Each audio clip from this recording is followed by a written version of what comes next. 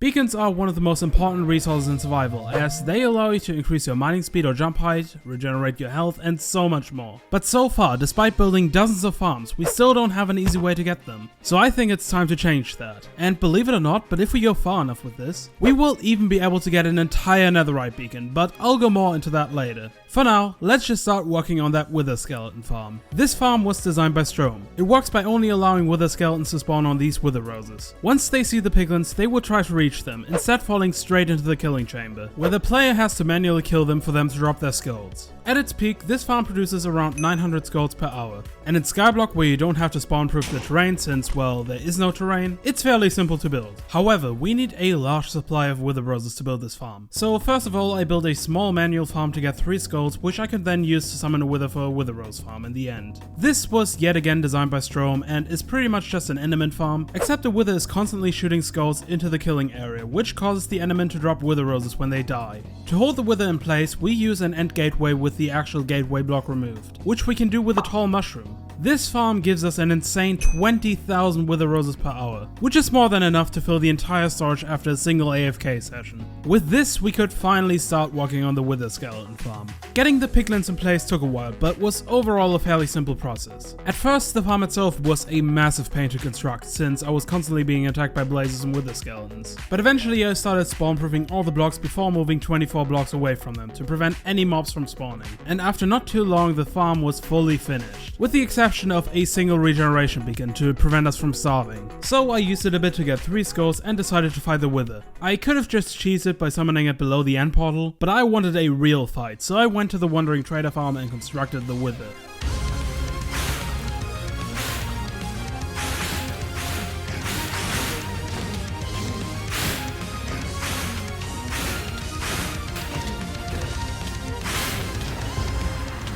And so we managed to defeat the wither, but you may have noticed something weird about that last clip. The wither didn't just drop the usual nether star, but also a single piece of ancient debris. This was added by this specific Skyblock map to give the player a way of obtaining netherite. Basically, if you kill a wither manually, you have a 50% chance of getting 1 ancient debris. This means that on average you have to kill 8 withers for a single netherite ingot. But as I mentioned earlier, we want to go for the ultimate goal of an entire netherite beacon. So if we go further, you need 9 netherite ingots for 1 netherite block, which puts us at 72 withers on average. And finally, you need 164 netherite blocks for a full beacon, which gives us a grand total of 11,808 withers that we have to kill. It also means that we have to gather over 33,000 wither skulls and over 45,000 blocks of soul sand.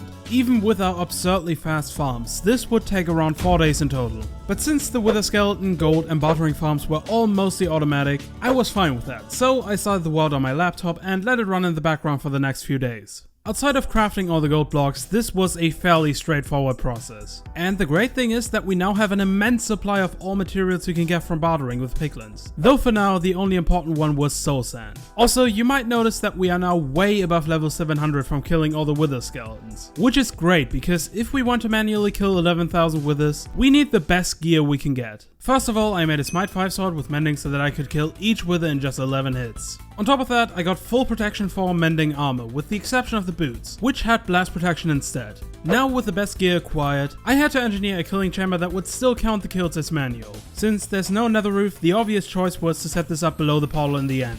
The real challenge was to make this whole process automatic, but eventually I made a macro in Python that placed all the blocks of soul sand, then waited for the skulls to be dispensed onto the construct and for the wither to be summoned, and then finally attacked the wither enough times to kill it. Behind the player would be an automatic dropper so that you never run out of soul sand. To make sure that all the drops would get collected, I covered the entire floor in hoppers, and even placed some hopper minecarts below the obsidian formation. The final issue I had to figure out was health. You see, a regeneration beacon is enough to out-heal the damage from hunger, but not enough to out-heal hunger and the minuscule amount of damage you take every time a wither is summoned. This would kill us after around 300 withers, but eventually I found a solution. If you break the regeneration beacon and then reconstruct it as the regeneration effect runs out, it heals you very slightly faster, which is normally barely noticeable, but in this case it's enough for us to survive an infinite amount of withers. However, I was only killing the withers in 12 hits since I only had a diamond sword. So I went into the nether to find a netherite upgrade. Luckily I found a treasure bastion which is guaranteed to have at least one of these. So I upgrade my equipment, ready to leave the macro running for the next 2.5 days.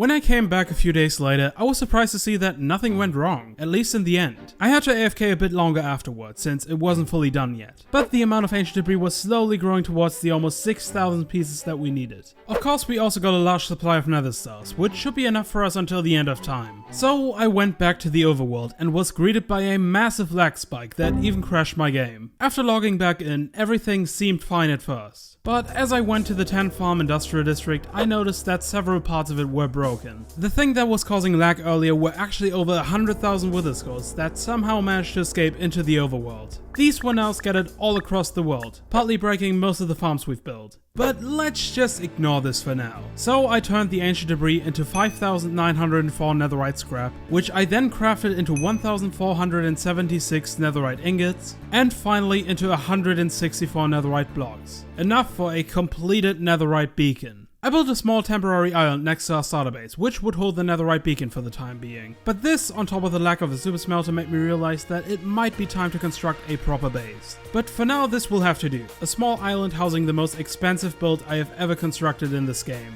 An insane idea I was pursuing since the very beginning of the series. Now fully realized.